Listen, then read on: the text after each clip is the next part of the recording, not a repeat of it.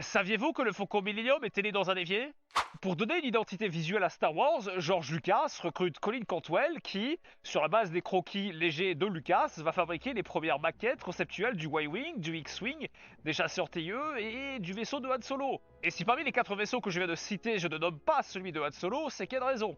Vous allez comprendre. Peu de temps après Cantwell, Ralph McQuarrie rejoint l'équipe et participe aussi à la réalisation de l'identité visuelle. Alors que Cantwell avance sur la maquette du vaisseau de Han Solo, McQuarrie en prend une photo. Il l'intègre à ses peintures conceptuelles représentant les scènes dans lesquelles participe le Faucon. Ouais, c'est le Faucon Millennium que vous voyez là.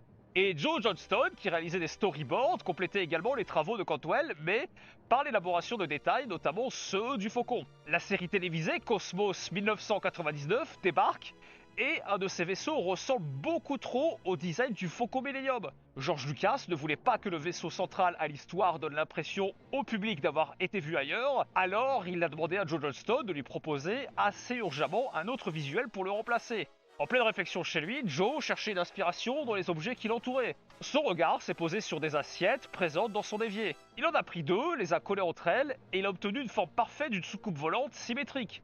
Pour casser cette symétrie et lui donner un sens de direction, il a décidé d'ajouter des propulseurs à l'arrière et les mandibules que l'on connaît au Faucon aujourd'hui à l'avant. En parallèle, la maquette finale du Faucon Millennium d'origine était pratiquement achevée. Grant McCune, qui participait à sa réalisation, demanda à Joe Johnston d'utiliser son cockpit et sa parabole sur ce qui allait être le nouveau Faucon Millennium. Joe a essayé plusieurs positions jusqu'à obtenir 6 visuels qu'il a proposés à George Lucas. Et la suite, vous la connaissez. Et les travaux de ce qui devait être initialement le Faucon Millennium ont été utilisés pour la corvette ouvrant Star Wars Un Nouvel Espoir, transportant Leia et les plans de l'Étoile Noire. Alors, certains d'entre vous pourraient m'évoquer l'anecdote de George Lucas racontée par lui-même en interview du hamburger et de l'olive qui lui aurait inspiré le visuel du Faucon Millennium et son cockpit. Et le problème, c'est que cette info ressemble plus à une légende urbaine qu'autre chose. Non, parce que j'ai beau avoir retourné internet dans tous les sens, j'ai rien trouvé d'autre que des relais de cette info sans avoir jamais l'interview en question. Et contrairement à cela, l'anecdote des assiettes est racontée par Joe Johnston lui-même dans un making-of des effets visuels de Star Wars